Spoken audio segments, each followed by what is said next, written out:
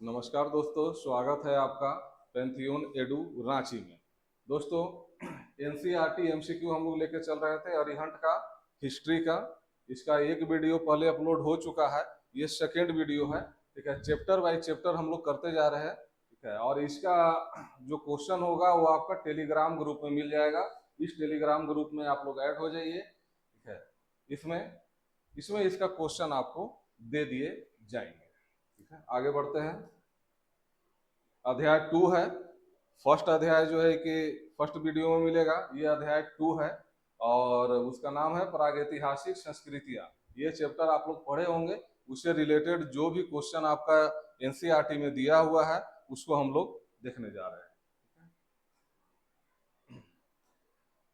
आइए, first question देखिए। आदि मानव के द्वारा प्रयोग किए जाने वाले पशुओं की हड्डियों से बने औजारों का प्रमाण कहाँ से मिलता है?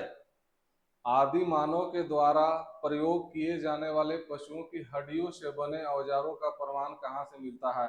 दोस्तों, आदि मानव यानी कि ये पाषाण काल का बात हो रहा है। पाषाण काल आप लोग पढ़े होंगे। पाषाण काल को हम लोग तीन भाग में बांटते हैं। पाषाण काल को हम लोग तीन भाग में बांटते हैं। एक है पूरा पाषाण काल, सेकंड है मध्य पाषाण काल,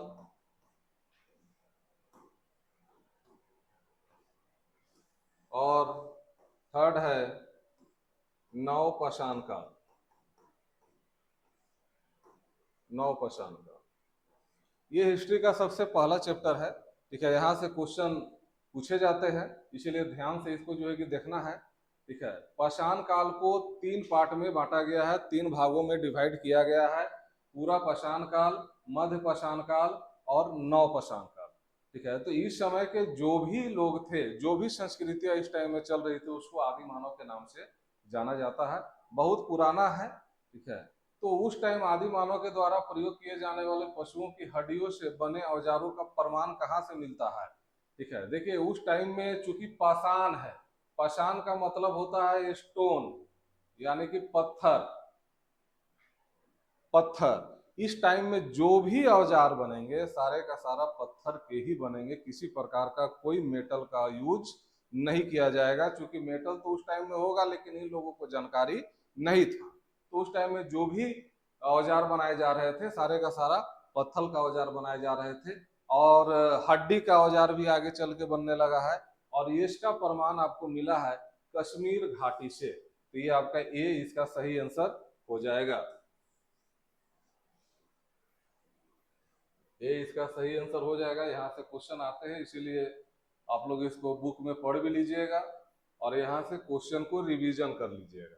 अपना करेंट अफेयर का पेड बैच भी चलता है, उसमें भी जुड़ सकते हैं, जिसमें आपको क्रोनिकल और प्रतियोगिता दर्पण के शॉर्ट नोट्स उपलब्ध करा दिए जाएंगे। जब तक कि 72वीं बीपीएससी न हो जाए तब तक आपको कराए जाएंगे।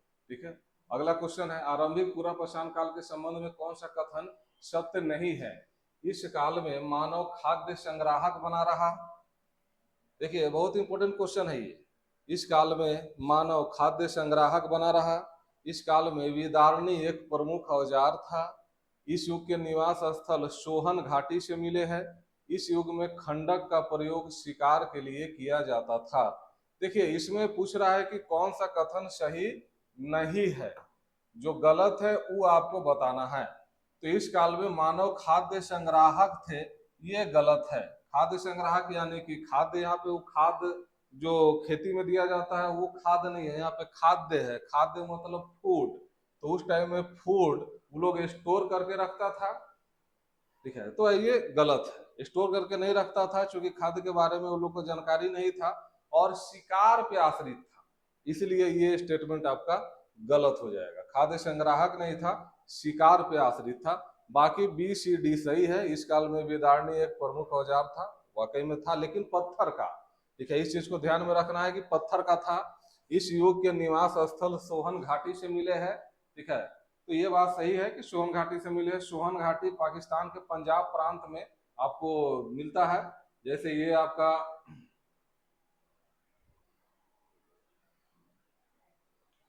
ये पंजाब वाला एरिया है, ठीक है। तो पंजाब आपका भारत में भी है और पंजाब कुछ पाकिस्तान में भी है।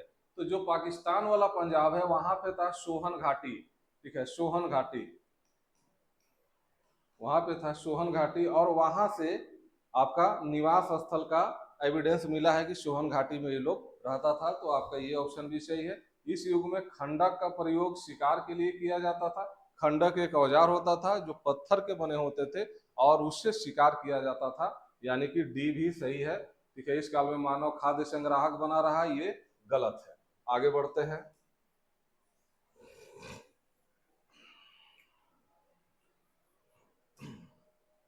भारतीय पुरापाषाण युग को 3 अवस्थाओं में बांटा जाता है, निम्नलिखित में से कौन उनमें शामिल नहीं है? ठीक है, बहुत इजी क्वेश्चन है, ठीक है। वनडे एग्जाम में पूछे जाते हैं इस टाइप के क्वेश्चन। तो अभी हम लोग जो है कि बताए थे कि पाषाण काल को 3 भाग में बांटा गया है, 3 भाग में बांटा गया है, ठीक है। पुरापाषाण,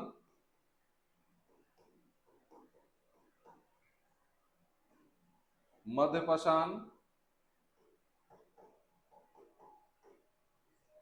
और नवपाषाण। 3 भाग में बांटा गया है। पूरा पाषाण काल को भी जो है कि फिर 3 भाग में बांटा गया है, ठीक है। फिर 3 भाग में पूरा पाषाण काल को भी बांटा गया है, ठीक है। पाषाण काल को 3 भाग में, पूरा पाषाण, मध्य पाषाण, नव पाषाण।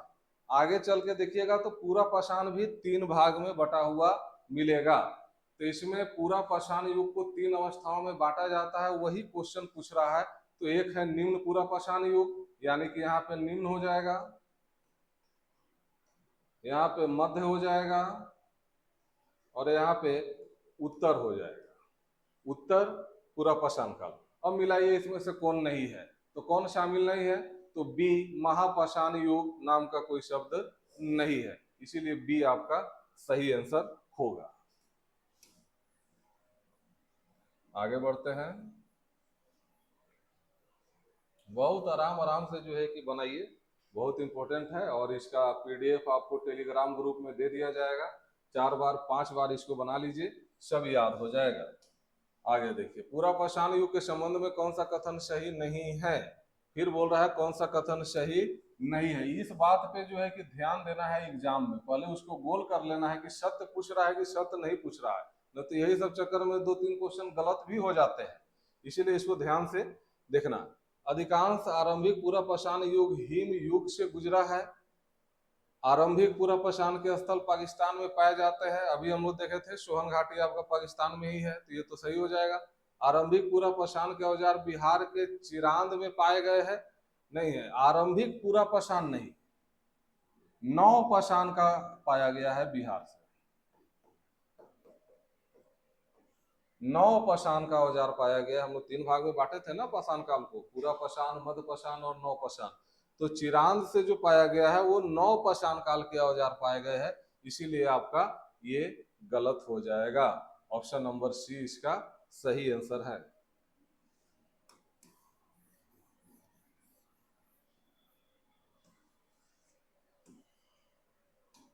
नेक्स्ट, मध्य पूरा पाषाण युग के संबंध में निम्नलिखित कथनों पर विचार करना है। देखिए, मध्य पूरा पाषाण युग बोल रहा है, पाषाण युग का मध्य पाषाण युग नहीं। पूरा पाषाण काल को 3 भाग में हम लोग बांटे थे, उसमें से एक मध्य पूरा पाषाण काल है, उसके बारे में पूछ रहा है। इस युग में उद्योग मुख्यतः पत्थर की पपड़ी से बनी वस्तुओं का था, ठीक है। तो बात सही है, पत्थर का जो पपड़ी होता था उससे आपका औजार वगैरह बनाए जाते थे। फलक, बेदनी, छेदनी तथा खुरचनी पपड़ी से बने औजार है। सही बात है, पत्थर के पपड़ी से बने औजार है। फलक, बेदनी, छेदनी, खुरचनी उस टाइम के औजार के नाम है। इस युग में सूक्ष्म पाषाण औजार का प्रयोग होता था नहीं। एक चीज यहाँ पे और जो है कि देखिए, आपका 3 नंबर इसमें गलत है, 1 और 2 सही है, यानी कि इसका बी नंबर आंसर सही हो जाएगा। अब देखिए, माइक्रोलिथ किसको बोला जाता है? तो जैसे हम लोग देखे थे, पूरा पाषाण, ठीक है, मध्य पाषाण और नव पाषाण, ठीक है, 3 भाग में हम लोग बांटे थे। तो पूरा पाषाण काल में जो औजार बनता था वो बेढंगा बनता था। ठीक है, उस टाइम के जो पत्थर के औजार बनते थे बहुत बेढंगा टाइप के औजार रहते थे, देखने में अच्छा नहीं लगता था। मध्य पाषाण काल में इसमें थोड़ा सा अपडेट हुआ, अपडेट होके वही औजार, वही पत्थर का औजार थोड़ा छोटा छोटा बनने लगा, इसीलिए इसको माइक्रोलिथिक भी बोला जाता है। ठीक है, और नव पाषाण काल तो और ज्यादा माइक्रोलिथिक हो गया। ठीक है, इसमें बेढंगा बनता था, इसमें मध्य पाषाण में थोड़ा सुडौल बनता था, नव पाषाण में एकदम छोटा छोटा औजार बनने लगा और उस पर पॉलिश भी होना शुरू हो गया था, पॉलिशदार हथियार बनते थे, छोटा छोटा बनते थे। इसीलिए ये आपका गलत है कि पाषाण सूक्ष्म पाषाण माइक्रोलिथिक औजार का प्रयोग होता था कहाँ, मध्य पूरा पाषाण काल में नहीं, पूरा पाषाण काल में तो आपका बेढंगा औजार होता था। ठीक है, इसका सही आंसर नव पाषाण होगा, इसलिए थर्ड नंबर स्टेटमेंट गलत है। इसमें पूछा है कि कितने कथन, कौन से कथन सत्य है, तो 1 और 2 सत्य है, 3 गलत है। आगे बढ़ते हैं।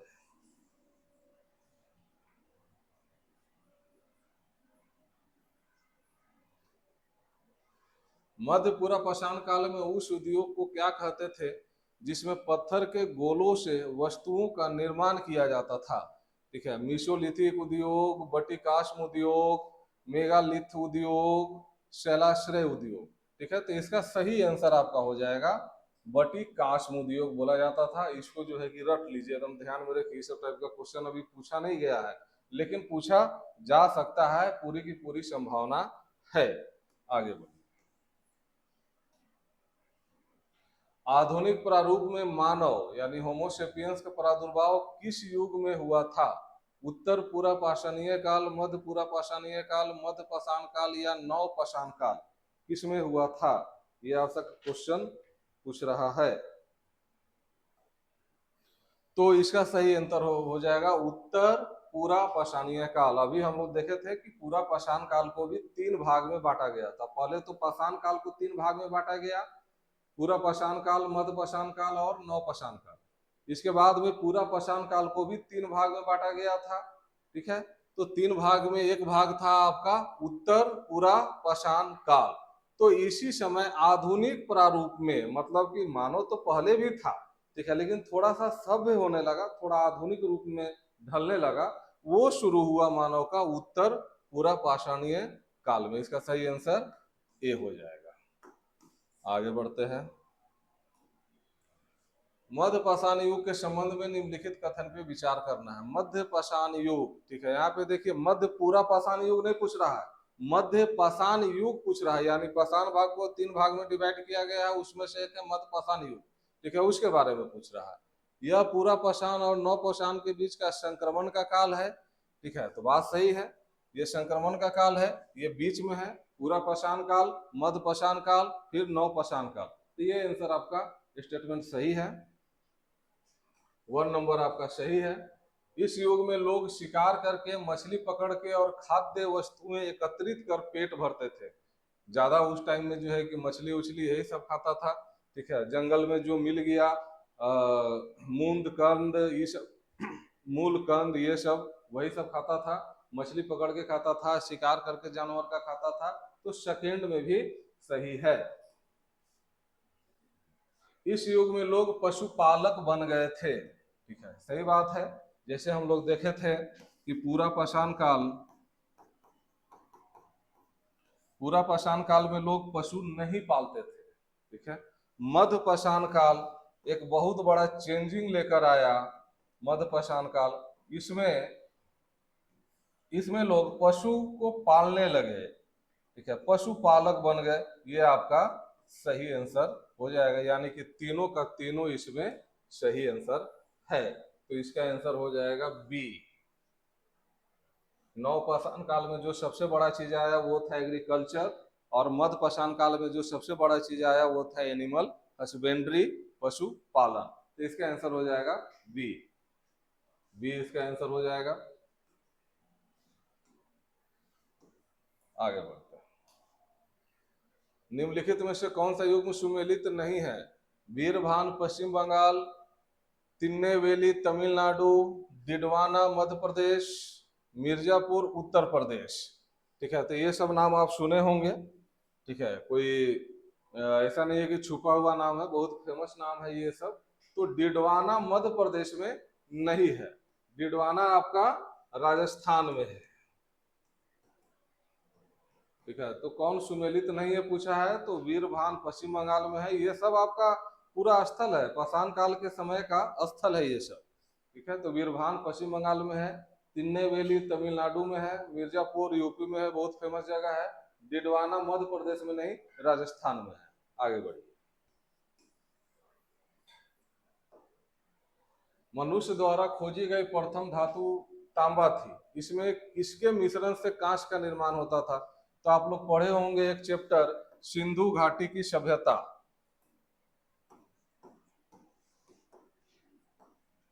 सिंधु घाटी की सभ्यता एक चैप्टर पढ़े होंगे। ठीक है, इसको कांस्य युगीन सभ्यता भी बोला जाता है, कांस्य युगीन सभ्यता भी इसको बोला जाता है, क्योंकि सिंधु घाटी सभ्यता के लोग कांसा का प्रयोग करते थे। और कांसा मतलब ब्रोंज, जिसका इंग्लिश ब्रोंज होता है, और कांसा में मिलाते थे कॉपर, कॉपर मिलाया जाता था और टीन मिलाया जाता था, और ये दोनों को मिला के बनाया जाता था कांसा। ठीक है, तो वही क्वेश्चन पूछा है कि कॉपर में किसके मिश्रण से कांस का निर्माण होता था? तो टीन का मिश्रण से कांस का निर्माण होता था। ऑप्शन नंबर ए सही हो जाएगा।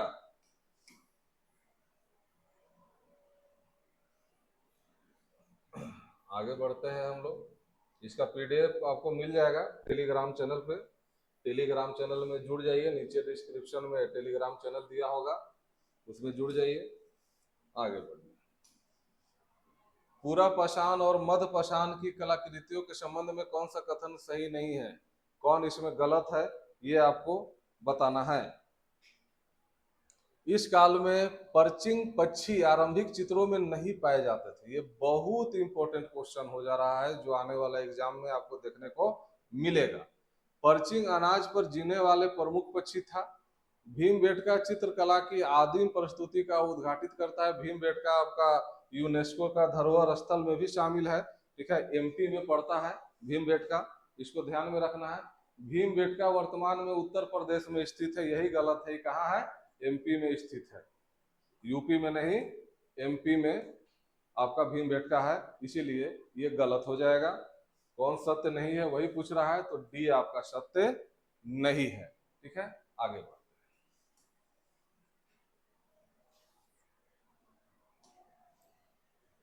मध्य पाषाणिक प्रसंग में पशुपालन के प्रमाण जहां मिले हैं, यह स्थान है। यानी पशुपालन के प्रमाण कहाँ से मिले हैं? अभी हम लोग देखे थे कि मध्य पाषाण काल का सबसे बड़ा विशेषता था कि उस समय पशुपालन का सिस्टम आ गया था। तो उसका एविडेंस हम लोग को कहाँ से मिला है, यही क्वेश्चन है। तो इसका एविडेंस हम लोग को मिला है आदमगढ़ से। आदमगढ़ कहाँ है? आदमगढ़ एमपी में है। यहीं से हम लोग को पशुपालन का सबसे पहला एविडेंस मिला है। पशुपालन का सबसे पहला एविडेंस मिला है आदमगढ़ से, इसको आपको ध्यान में रखना है। ये सब क्वेश्चन पूछा हुआ भी है, वनडे एग्जाम में आप जाइएगा तो देखिए, यहीं पे देखिए यूपी पीएससी में पूछा हुआ है क्वेश्चन ये। आगे बढ़िए। हाँ, नवपाषाण काल के संबंध में कौन सा कथन सत्य नहीं है, ये आपको बताना है कि कौन सा कथन सत्य नहीं है नवपाषाण काल के संबंध में। और आसानी से इसका आंसर निकाला जा सकता है अगर आप थोड़ा सा भी पढ़े हुए होंगे तो। ठीक है, अभी हम लोग जो है कि चर्चा किए थे कि पाषाण काल का मतलब हो गया कि सिर्फ और सिर्फ पत्थर का ही बनेगा। पाषाण का मतलब ही होता है पत्थर। ठीक है, तो जो भी औजार बनेगा वो सारा का सारा पत्थर का ही बनेगा। अब आइए स्टेटमेंट में, इस युग के लोग पॉलिशदार पत्थर का प्रयोग करते थे। अभी हम लोग चर्चा किए थे कि नवपाषाण काल में छोटा छोटा पत्थर का औजार बनने लगा था और उस पर पॉलिश होने लगा था। ठीक है, तो इट इज राइट स्टेटमेंट। लोग कांस्य की कुल्हाड़ी का प्रयोग करते थे। नहीं, नवपाषाण काल में कांसा आया ही नहीं था, कांसा के बारे में वो लोग जानता ही नहीं था, तो प्रयोग कहाँ से करेगा?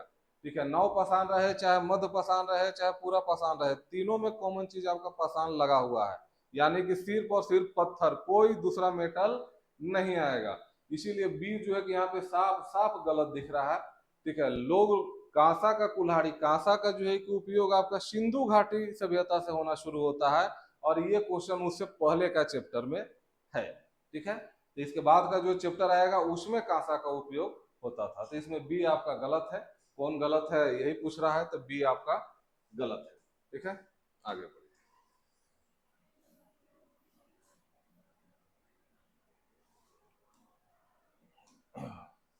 नवपाषाण काल के संबंध में निम्नलिखित कथनों पर विचार करना है। गुफकराल से कृषि के साक्ष्य मिले हैं। गुफकराल का अर्थ शिकारी की गुहा होता है। अब इसमें आपको कौन कौन सत्य है बताना है। ठीक है, तो नवपाषाण काल के संबंध में पूछ रहा है, नवपाषाण काल के संबंध में पूछ रहा है, इस चीज को ध्यान में रखना है। ठीक है, गुफकराल आपका कश्मीर घाटी में पड़ता है, तो इसमें क्या आंसर हो जाएगा? गुफकराल से कृषि के साक्ष्य मिले हैं।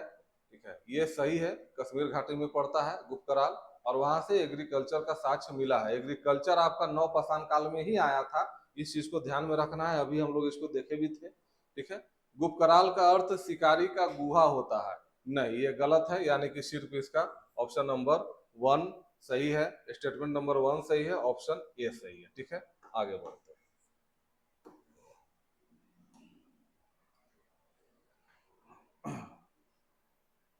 एक तरफ सूची 1 है जिसमें पूरा स्थल दिया हुआ है, एक तरफ सूची 2 है जिसमें कहाँ है वो बताना है। ठीक है, मेहरगढ़ कहाँ है, चेचर कहाँ है, गारो पहाड़िया कहाँ है, और हल्लूर कहाँ है। ठीक है, ये आपको बताना है। तो इसमें इसको मिलाना पड़ेगा, और ये सब कुछ जगह है, ये सब साइट है जो पाषाण काल का है, इसको आपको याद रखना पड़ेगा। ठीक है, इसको रटना पड़ेगा, रट के याद रखिए, बार बार रिवीजन करके याद रखिए, जैसे भी याद रखना होगा लेकिन रखना पड़ेगा। तो इसमें देखिए मेहरगढ़ आपका बलूचिस्तान में है, ये सही है, ए का 1 हो जाएगा। तो ए का 1 खोजिए, ए का 1 ए में है और बी में है, दो गो तो ऐसे ही एलिमिनेट हो गया। अब आपके पास में बच गया 50-50, अगर दो तीन गो भी नाम याद रहेगा तो आपका क्वेश्चन बन जाएगा। ठीक है, चेचर बिहार में है, ये भी सही है, तो बी का 2 हो जाना चाहिए, तो बी का 2 ए में है और बी का 2 बी में है। तो और एगो मिलाना होगा, गारो पहाड़ी, गारो खासी, ये सब का नाम तो सुने होंगे, जो मेघालय में है, वहां पे एक पर्वत भी है गारो खासी के नाम से। ठीक है, तो सी का 4 हो जाएगा और डी का अपने आप 3 हो जाएगा। ठीक है, तो सी का 4, डी का 3, सी का 4 उसमें ए में नहीं है, वो खत्म, सी का 4 बी में है, डी का 3 है, राइट आंसर इसका बी हो जाएगा। ठीक है, तो आइए अगला देखते हैं।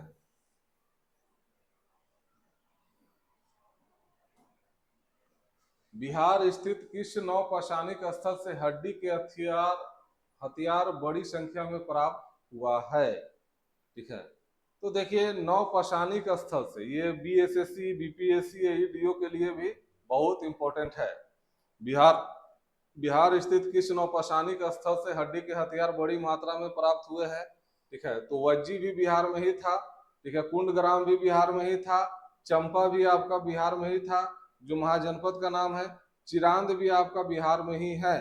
तो नौपाषाणिक स्थल आपका चिरांद था, और चिरांद से जो है कि बड़ी मात्रा में हड्डी का औजार मिला है, जो बिहार में पड़ता है। इस चीज को आपको ध्यान में रखना है। आगे बढ़िए। निम्नलिखित में से किस स्थान पर मानव के साथ कुत्ते को दफनाने का साक्ष्य मिला है? मानव के साथ कुत्ते को दफनाने का साक्ष्य मिला है, कहाँ से? देखिए यूपी पीएससी की 2010 में ये क्वेश्चन भी पूछा हुआ है। ठीक है, अभी हम लोग देखे थे कि मध्यपाषाण काल में लोग पशुपालक बन गए थे, और पशु में सबसे पहले लोग कुत्ता को पाला। ठीक है, तो कुत्ता को दफनाने का एक जगह ऐसा मिला है जहाँ पे आदमी के साथ में कुत्ता को भी दफना दिया गया है। ठीक है, तो ये सब साक्ष्य कहाँ से मिला है? बुर्ज होम, कोल्डिवा, चोपानी मांडो या मांडो?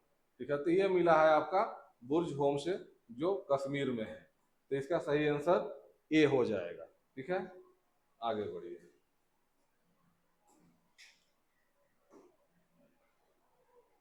देखिए काफी लंबा चौड़ा क्वेश्चन है, यह बोलन दर्रे के पास एक हरा भरा समतल स्थान है। यहाँ के स्त्री पुरुषों ने इस क्षेत्र में सबसे पहले जौ गेहूं उगाना तथा भेड़ बकरी पालना सीखा। कब्रों में मनुष्यों के साथ बकरी को दफनाने से उनकी इस आस्था को बल मिलता है कि मृत्यु के बाद भी जीवन होता है। यह विवरण इस नवपाषाणिक स्थल का सटीक विवरण है। ऐसा कौन सा जगह है जहां से इसका प्रमाण मिलता है कि इसके बाद भी कोई जीवन है? ये नहीं कि एक बार मर गए तो जीवन खत्म, मरने के बाद भी जो है कि जीवन है, इसीलिए मृत्यु से नहीं डरना है। ठीक है, जब जो होगा देखा जाएगा। तो ये कहाँ से मिला है? तो ये आपको मिला है मेहरगढ़ से।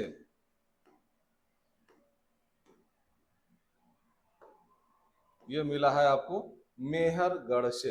ठीक है, आगे बढ़ते हैं।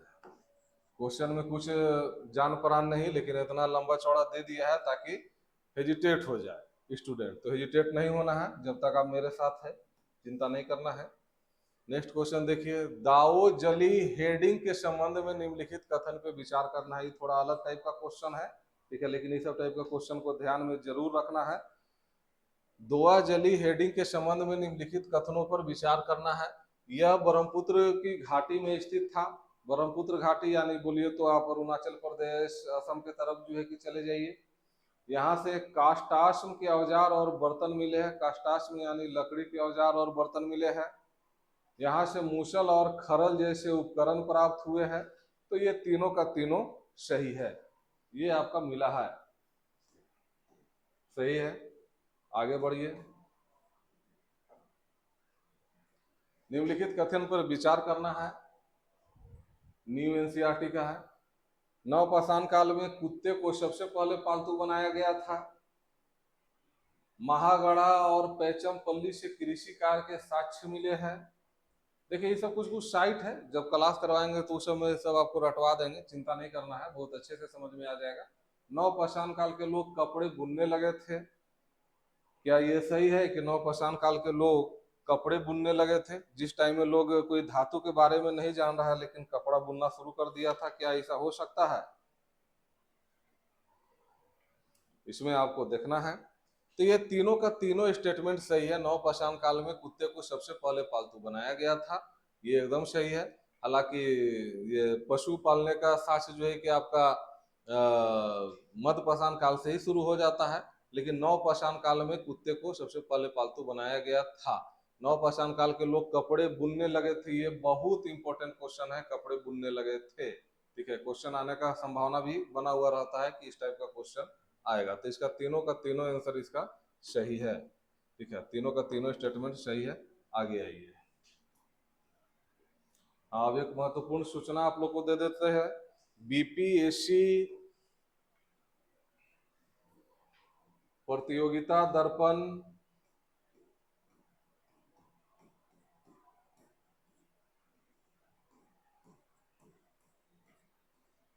और क्रोनिकल का शॉर्ट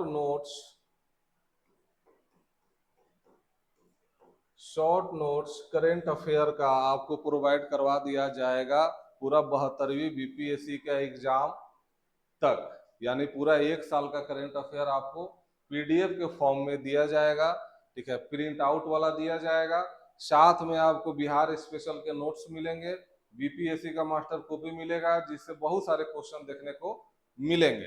ठीक है, तो प्रतियोगिता दर्पण क्रोनिकल का शॉर्ट नोट्स अगर आपको चाहिए तो टेलीग्राम चैनल में जुड़ जाइए, और वहां से ये पेड बैच है। ठीक है, इसमें आपको बिहार स्पेशल और भी हिस्ट्री का नोट्स, ज्योग्राफी का नोट्स, सारा का सारा नोट्स जो स्पेशल बीपीएससी के लिए ही तैयार किया गया है वो आपको मिल जाएगा मात्र 500 रुपया में। ठीक है, चलिए आगे बढ़ते हैं, इस क्वेश्चन को देखते हैं। नवपाषाणिक मिश्रित कृषि के संबंध में निम्नलिखित कथनों पर विचार करना है। खेती वाले मनुष्य अनिवार्य रूप से पशुपालन करते थे। क्या उस टाइम में जो खेती करते थे उसको कंपलसरी था कि वो पशुपालन भी करेंगे? कृषि के साथ पशुपालन को मिश्रित कृषि की संज्ञा दी गई। फसल काटने के पश्चात तुरंत सारा अनाज खत्म कर दिया जाता था। कौन सा कथन इसमें सत्य है ये आपको बताना है कि कौन सा कथन इसमें सत्य है। 1 2 1 3 1 2 3 या कौन सा कथन सत्य है? तो इसमें फसल काटने के पश्चात तुरंत सारा अनाज खत्म कर दिया जाता था। ठीक है, ये कुछ पचने वाला बात नहीं है, इसलिए ये स्टेटमेंट गलत है। 1 और 2 आपका सही है। खेती वाले मनुष्य अनिवार्य रूप से पशुपालन करते थे। कृषि के साथ पशुपालन को मिश्रित कृषि की संज्ञा दी गई है। ठीक है, तो 1 और 2 आपका सही है।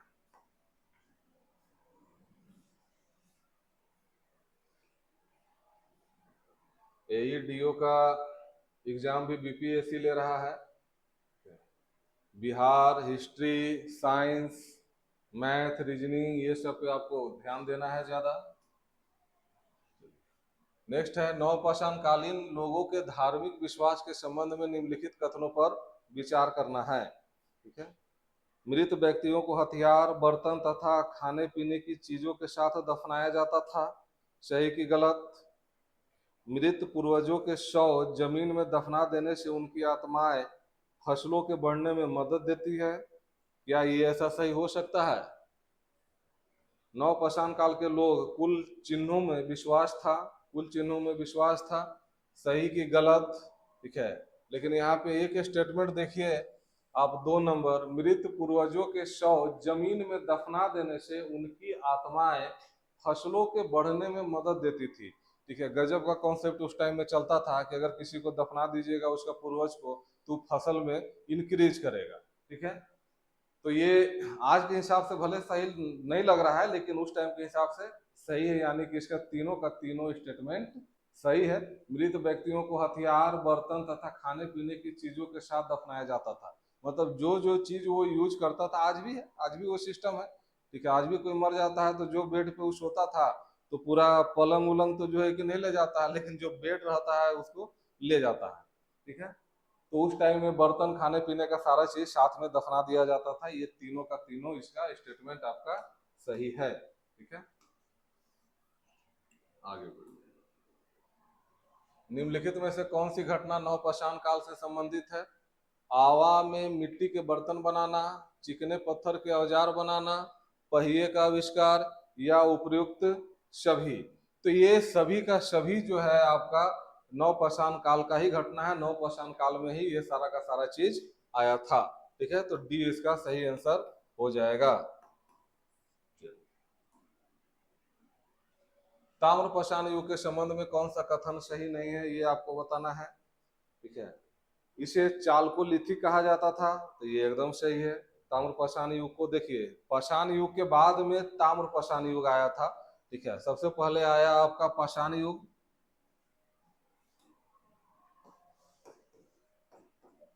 सबसे पहले आया आपका पाषाण, उसके बाद आया आपका ताम्रपाषाण। ताम्रपाषाण यानी कि पाषाण काल चल ही रहा था कि लोग तांबा से परिचित हो चुके थे। तो जिस टाइम में लोग तांबा से परिचित हो चुके थे, उस पीरियड को बोला गया ताम्रपाषाण काल। तो उसी पीरियड से क्वेश्चन आपको पूछा गया है कि ताम्रपाषाण युग के संबंध में कौन सा कथन सही नहीं है, पूछ रहा है। ठीक है, तो आइए एक करके देखते हैं। इसे चालकोलिथिक कहा जाता है, ये तो सही है। यह पत्थर और तांबे के उपयोग की अवस्था है। सही बात है कि पत्थर और तांबा दोनों साथ साथ चल रहा था। ठीक है, लेकिन ज्यादा पत्थर चल रहा था। तकनीकी दृष्टि से ताम्रपाषाण अवस्था हड़प्पा की कांस्ययुगीन संस्कृति के बाद की है। नहीं, ताम्रपाषाण आया उसके बाद में आया आपका हड़प्पा। ठीक है, इसके बाद में हड़प्पा आया। ठीक है, तो हड़प्पा के बाद का नहीं है, हड़प्पा से पूर्व का है, यानी कि सी नंबर आपका गलत हो जाएगा।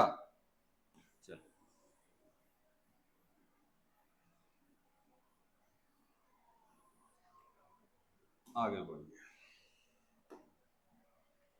निम्नलिखित कथन पर विचार करना है। आहार और गिलुंद ताम्रपाषाणिक स्थल है। मालवा मृदभांड ताम्रपाषाणिक मृदभांडों में उत्कृष्टतम माना जाता है। पश्चिमी महाराष्ट्र में इनाम गांव एक बृहत्तर ताम्रपाषाणिक स्थल है। कौन सा कथन इसमें सत्य है? तो ये क्वेश्चन में किसी प्रकार का कोई जान नहीं है, इसका सी नंबर आपका सही आंसर हो जाएगा। भारत में ताम्रपाषाण अवस्था की बस्तियों निम्नलिखित में से कहाँ नहीं मिलती है? ठीक है, तो इसमें भी कोई ज्यादा ये नहीं है। ताम्रपाषाण अवस्था की बस्तियां निम्नलिखित में से कहाँ नहीं मिलती है? तो ऊपरी गंगा यमुना दोआब में नहीं मिलती है। इसका सही आंसर डी हो जाएगा। ऊपरी गंगा यमुना दोआब। अब देखिए ये सब आपको समझना पड़ेगा कि दोआब किसको बोला जाता है, गंगा यमुना दोआब किसको बोला जाता है। दोआब यानी कि दो नदियों के बीच का जो क्षेत्र होता है उसको दोआब बोला जाता है। मान लीजिए एक नदी ये आ रही है, एक नदी इधर से ये आ रही है, तो ये बीच वाला जो क्षेत्र है, ठीक है, ये सब दोआब हो गया। यानी कि दो नदियों के बीच का जो क्षेत्र है उसको दोआब बोला जाता था। ठीक है, ये कृषि के लिए बहुत ज्यादा उपयुक्त होता था। तो ऊपरी गंगा यमुना दोआब, निचली गंगा यमुना दोआब भी होता है। ये पूरा जब क्लास करेंगे तो पूरा कॉन्सेप्ट मिलेगा। ठीक है, अभी तो उतना समझाना संभव नहीं है, तो इसका डी आंसर सही हो जाएगा। आगे बढ़ो। निम्नलिखित में से कौन सा युग्म सुमेलित नहीं है बोल रहा है। ठीक है, इनाम गांव महाराष्ट्र में, पांडु राजा देवी ओडिशा में, सेनुआर बिहार में, नरहन उत्तर प्रदेश में। कौन सुमेलित नहीं है ये बताना है कि कौन सुमेलित नहीं है। ठीक है, तो पांडु राजा देवी ये आपका ओडिशा में नहीं है बल्कि ये बंगाल में है। ठीक है, इसको आपको ध्यान में रखना है। पांडु राजा देवी ये आपका उड़ीसा में नहीं है, ये कहाँ है, बंगाल में है। ये सब क्लास में जो है कि सब आपको करवा दिए जाएंगे, सबके नोट्स आपको दे दिए जाएंगे, जो जो महत्वपूर्ण स्थल है। अगर आप 10 स्थल अगर आपको याद है, ठीक है, तो क्वेश्चन आसानी से आप बना के ले जाएंगे। इस टाइप का क्वेश्चन है। ठीक है, आगे बढ़िए।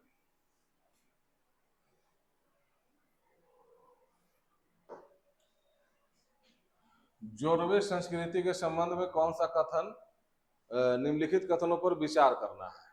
ठीक है, और कौन सा कथन सत्य है वो आपको बताना है। तो जोरवे एक नगरीय संस्कृति का प्रतिनिधित्व करता है। यह कोकण के तट प्रदेश में फैली थी। इनाम गांव में नगरीकरण के प्रमाण मिलते हैं। कौन सा सही है। तो इसमें जो है कि देखिए आपका जोरवे एक नगरीय संस्कृति का प्रतिनिधित्व करता है, ये गलत है। नगरीय संस्कृति का नहीं प्रतिनिधित्व कर रहा था, नगरीय कोई सिटी थोड़ी था, तो ऐसे ही गलत हो गया। यह कोकण के तट प्रदेश में फैली थी, ये भी गलत है। ठीक है, ये समूचे महाराष्ट्र में जो है कि फैला हुआ था, न कि तट प्रदेश में। देखिए सिर्फ तट प्रदेश के कारण ये आपका गलत हो जा रहा है। ठीक है, महाराष्ट्र वाला एरिया को, ठीक है, ये आपका महाराष्ट्र है, इसको आपका कोकण बोला जाता है, कोकण। ठीक है, यहाँ पे कोकणी भाषा बोला जाता है। तो ये वाला जो एरिया है, इधर आपका अरब सागर है। ठीक है, इधर आपका अरब सागर है और इधर आपका बंगाल का खाड़ी है। ठीक है, तो इसको तटीय बोला जाता है। ये वाला जो तट के किनारे है इसको तटीय बोला जाता है। ठीक है, तटीय बोला जाता है। तो क्या सिर्फ तट पे फैला हुआ था, नहीं, पूरा का पूरा महाराष्ट्र में फैला हुआ था। ठीक है, इसीलिए ये आपका गलत हो जाएगा। तो ये दो तो गलत हो गया, ये गलत हो गया, ये गलत हो गया, तो बच रहा है 3, तो केवल 1 सही हो जाएगा। इनाम गांव में नगरीकरण के प्रमाण मिलते हैं, ये आपका सही है। तो इसका आंसर ए हो जाएगा।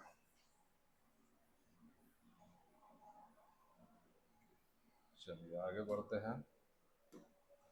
निम्नलिखित में से किस स्थल को ताम्बवती या तांबा वाली कहा जाता है।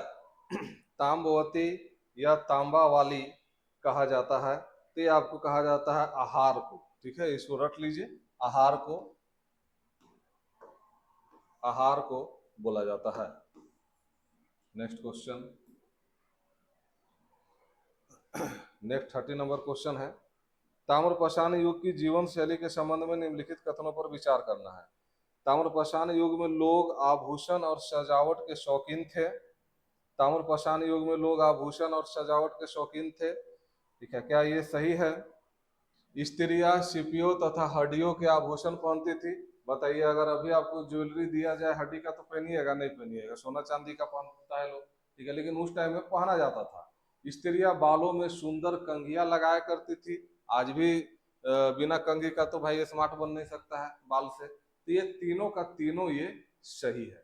ठीक है, सी नंबर इसका आंसर हो जाएगा। आगे 31, ताम्रपाषाण संस्कृति के संबंध में कौन सा कथन सही नहीं है ये आपको बताना है।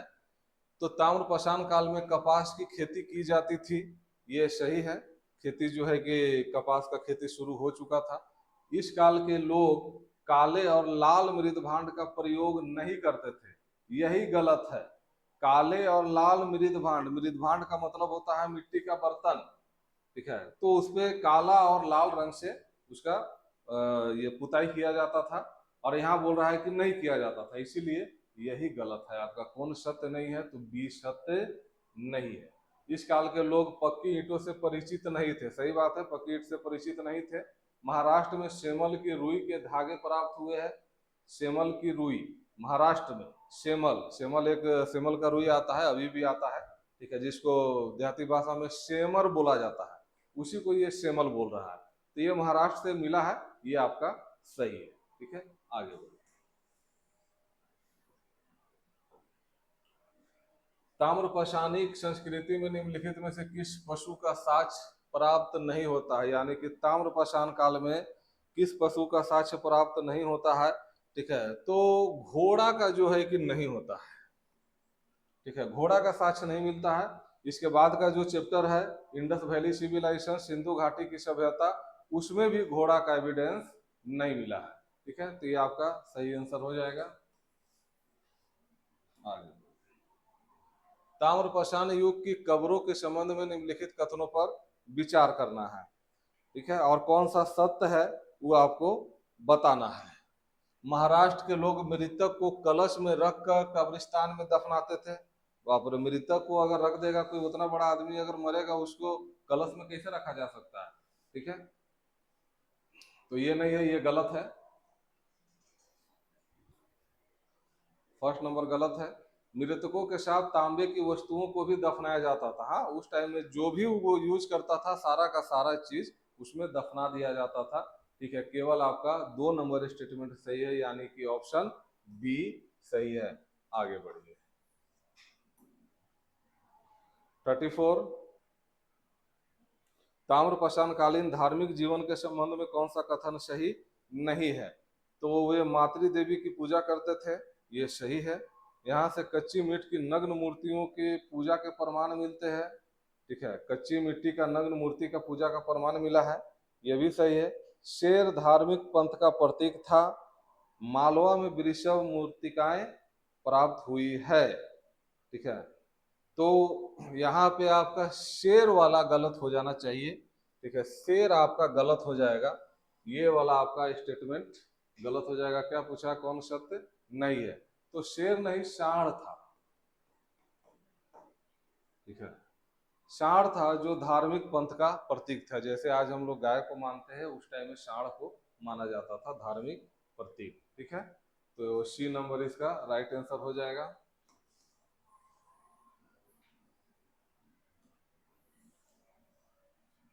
आगे बढ़िए। 34 ये तो हो गया, हाँ 35 देखिए। 35 क्या है? ताम्रपाषाण काल के संबंध में निम्नलिखित में से कौन सा कथन सत्य नहीं है? ठीक है, ताम्रपाषाण अवस्था में अनाज भवन मृदभांड में क्षत्रिय समानता थी। ताम्रपाषाण अवस्था में अनाज भवन कौम मृदभांड में क्षत्रिय समानता थी, ठीक है, सही बात है, लगभग लगभग सभी जगह अनाज के भवन मिलते थे, सभी जगह मृदभांड बनाए जाते थे, ठीक है, तो ये क्षेत्रीय समानता थी, ये सही हो जाएगा। पूर्वी भारत चावल उत्पादन के लिए प्रसिद्ध था। नवदा टोली में सबसे अधिक अनाज के भंडार पाए गए हैं। उपरोक्त में से कोई नहीं, कौन सा कथन इसमें सही नहीं है ये आपको बताना है। तो इसमें आपका ए नंबर सही नहीं है, ठीक है, असमानता थी, यहाँ पे समानता लिखा है, ठीक है, तो ये सही है कि अनाज भवन सब जगह का समानता वाला था, यहाँ समानता लिखा है, इसीलिए इसका सही आंसर ए हो जाएगा। आगे फिर सुमेलित करना है, ठीक है, स्थल और अभी कहाँ है ये आपको सुमेलित करना है, ठीक है, स्थल आपको रटना ही पड़ेगा, रटने के अलावा कोई उपाय नहीं है, ठीक है, तो आइए इसको सुमेलित किया जाए। गणेश्वर, गणेश्वर आपका राजस्थान में है, गणेश्वर आपका राजस्थान में है। चंदोली, चंदोली का नाम तो सुने होंगे, चंदोली कहाँ है? तो चंदोली बिहार में है। एक यूपी में है चंदौली, वो अलग है, ठीक है, आप दो से मिलाइए, ए का 3 बी का 1, ए का 3 बी का 1 नहीं, गलत मिल रहा है। ए का 3 नहीं, चंदौली आपका महाराष्ट्र में, सॉरी, चंदौली आपका महाराष्ट्र में, यानी बी का 2 हो जाना चाहिए। तो ए का 3 बी का 2, 2 से भी नहीं मिल रहा है। मालवा, मालवा तो आपका कहाँ है, राजस्थान में कि मध्य प्रदेश में? तो मालवा आपका मध्य प्रदेश में है। ठीक है, डी का 4 हो जाना चाहिए। तो डी का 4 किस में है? डी का 4 है आपका ए में। ऑप्शन ए इसका सही आंसर हो जाएगा। 2 तो आपका पहले ही एलिमिनेट हो गया, सी और डी तो पहले ही एलिमिनेट हो गया। आंसर निकालना था ए और बी में। ठीक है, सही आंसर इसका ए हो जाएगा।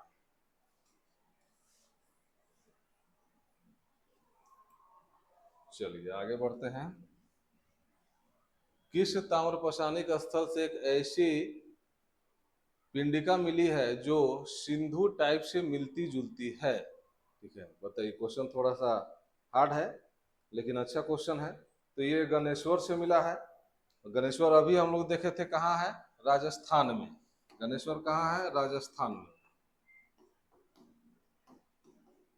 राजस्थान में गणेश्वर है, यहाँ से आपका पिंडिका मिला है।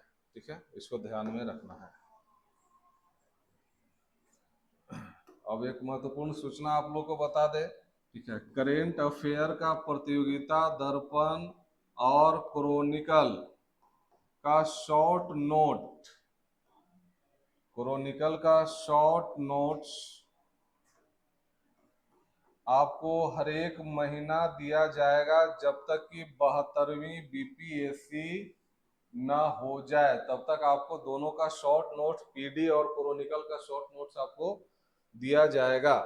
साथ में बिहार स्पेशल और हिस्ट्री, ज्योग्राफी, पॉलिटी सब का नोट्स आपको पीडीएफ के रूप में प्रोवाइड करवा दिया जाएगा, जिससे आप सिर्फ 72वीं बीपीएससी ही नहीं, एईडीओ, एईडीओ और सीजीएल 4 के लिए भी आपका बहुत इंपॉर्टेंट होगा। चलिए आगे बढ़ते हैं।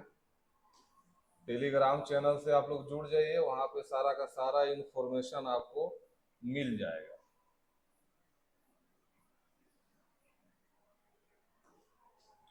38 ताम्रपशान तथा हड़प्पा सभ्यता की तुलना के संबंध में निम्नलिखित कथन पर विचार करना है। हड़प्पा सभ्यता से पहले एक चैप्टर था ताम्रपशान। ठीक है, तो उसमें और हड़प्पा सभ्यता में तुलना करके आपको आंसर निकालना है और कौन सा कथन सत्य है ये आपको बताना है। तो राजस्थान का कालीबंगा, कालीबंगा राजस्थान में है। ये सिंधु सभ्यता में जो है कि पढ़िएगा। प्राक हड़प्पाई स्थल के साथ साथ ताम्रपशानिक स्थल भी है। ठीक है, तो ये बात सही है। राजस्थान का कालीबंगा आपका हड़प्पा स्थल के लिए तो ज्यादा है, क्योंकि इंडस वैली सिविलाइजेशन का एविडेंस वहां से मिला है। ठीक है, और वहां से ताम्रपशानिक स्थल के भी प्रमाण मिले हैं। तो ये आपका सही हो जाएगा, ये आपका सही है। हरियाणा का बनावली, हरियाणा में एक जगह है बनावली, एक ताम्रपशानिक स्थल है। तो बनावली आपका हड़प्पा सभ्यता का भी स्थल है। ठीक है, कोट दीजिए विशुद्ध रूप से हड़प्पाई स्थल है, विशुद्ध नहीं शुद्ध रूप से हड़प्पाई स्थल है, इसीलिए ये आपका गलत हो जाएगा। पूछा क्या है? सत्य कौन है? तो 1 और 2 आपका इसमें सत्य है। ठीक है, आगे बढ़िए।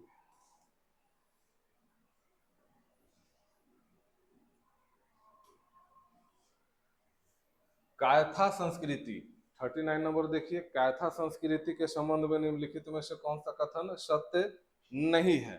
ठीक है, तो यह लगभग 2018 ईसा पूर्व तक विकसित रही।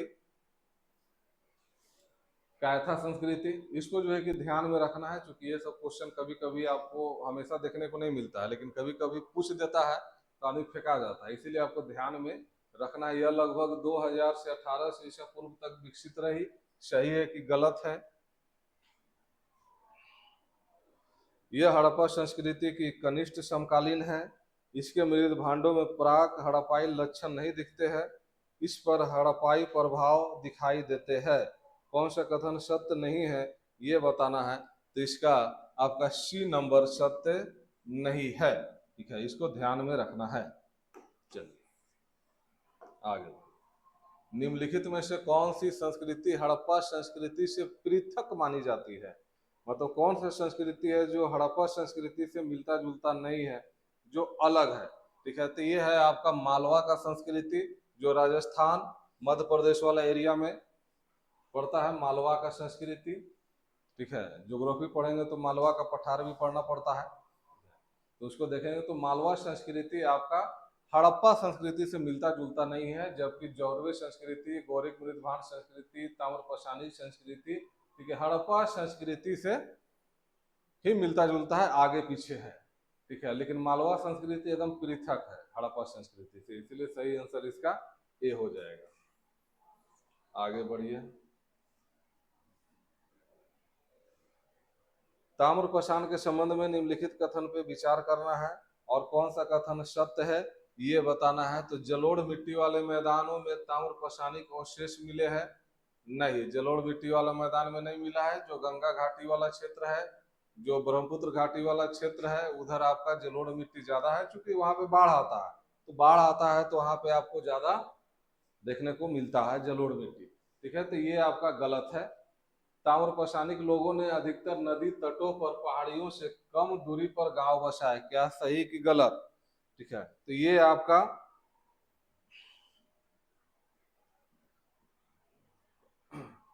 आपका सही हो जाना चाहिए। ताम्रपाषाणिक लोगों ने अधिकतर नदी तटों पर पहाड़ियों से कम दूरी पर गांव बसाए हैं।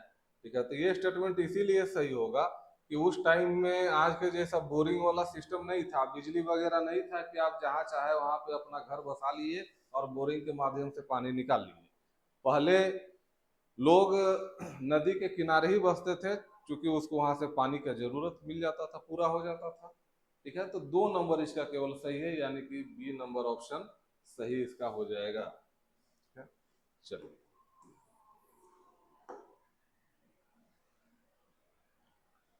निम्नलिखित में कौन ताम्रपाषाण संस्कृति की एक विशेषता है? तो कौन ताम्रपाषाण संस्कृति की एक विशेषता है? कांस्य का प्रयोग, परस्तर का प्रयोग, सूक्ष्म पाषाण और औजार का प्रयोग, तांबे का प्रयोग।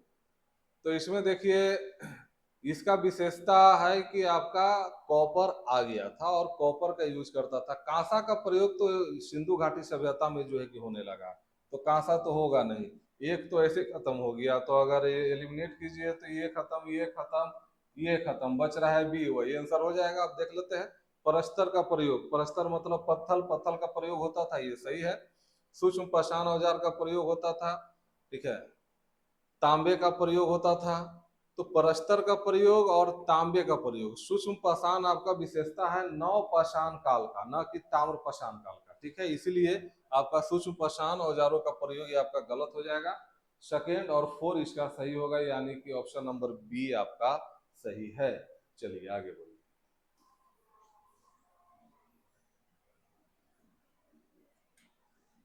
आगे नेक्स्ट है, ताम्रपाषाण काल के संबंध में निम्नलिखित में से कौन सा कथन सही नहीं है? कौन सा कथन गलत है ये आपको बताना है। ताम्रपाषाण के लोग लोहे के प्रयोग से व्यापक खेती करते थे। यहाँ से सीधा सीधा जो है कि आंख सी पर ही पड़ा पहला। और ताम्रपाषाण के लोग लोहे का प्रयोग से व्यापक खेती करते थे? नहीं, ताम्रपाषाण का लोग जो है कि लोहा नहीं बल्कि पत्थर का ही ज्यादा यूज करते थे। लोहा तो आपका वैदिका पीरियड में आया है। सबसे फर्स्ट चैप्टर है आपका पाषाण काल, उसके बाद है ताम्रपाषाण, उसके बाद है सिंधु घाटी सभ्यता, फिर है वैदिका पीरियड, वैदिक सभ्यता। और वैदिका को 2 भाग में बांटा गया है, एक है उत्तर वैदिक काल, ठीक है, और एक है ऋग वैदिक काल। तो उत्तर वैदिक काल में आपका आया है, यानी कि इसमें लोहा नहीं आया, ताम्रपाषाण में लोहा नहीं आया, सिंधु में लोहा नहीं आया, वैदिका में जो है कि लोहा आया है। और ये कब का पूछ रहा है? ताम्रपाषाण काल के संबंध में पूछ रहा है। तो सीधे मेरा आंख का रोशनी जो है कि सी पर ही गया कि ताम्रपाषाण के लोग लोहे के प्रयोग से व्यापक खेती करते थे, ये आपका सही नहीं है। ठीक है, ऑप्शन नंबर सी हो जाएगा। चलो,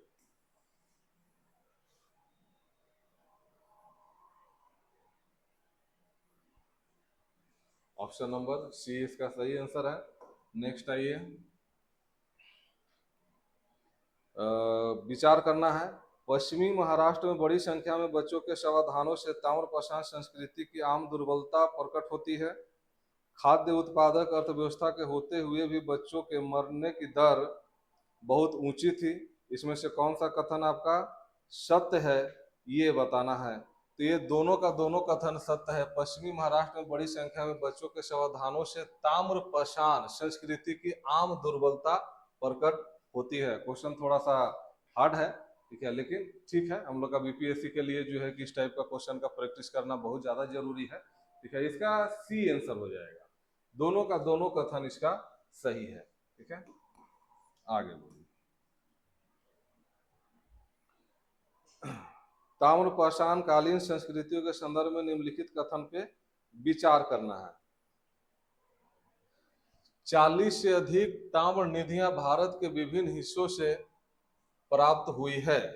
ताम्र निधियों में से अधिकांश गंगा यमुना दोआब में केंद्रित है। देखिए इसी टाइप का स्टेटमेंट वाला क्वेश्चन बीपीएससी पूछता है, ये सब आपको प्रैक्टिस करना पड़ेगा, ठीक है। तो इसका दोनों का दोनों आंसर गलत है, इसमें कोई सत्य नहीं है। भारत के विभिन्न हिस्सों में 40 से अधिक ताम्र निधियां प्राप्त हुई है।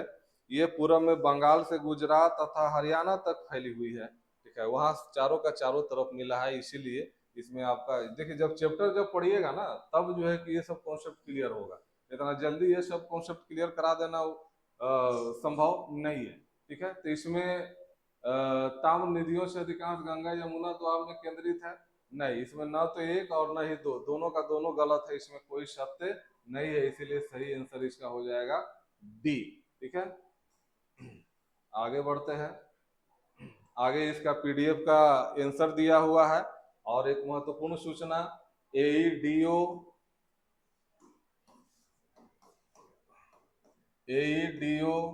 बीपीएससी 72 और CGL 4 के लिए प्रतियोगिता दर्पण और क्रॉनिकल का शॉर्ट नोट्स अगर आपको चाहिए तो बहुत कम प्राइस में आपको 72वीं बीपीएससी तक हर एक महीना दोनों का शॉर्ट नोट्स आपको प्रिंट आउट में मिल जाएगा, ठीक है। आप नीचे डिस्क्रिप्शन में टेलीग्राम चैनल दिया हुआ होगा, वहां पे जाइएगा, वहां पे सारा चीज आपको पता चल जाएगा। चलिए बहुत बहुत धन्यवाद।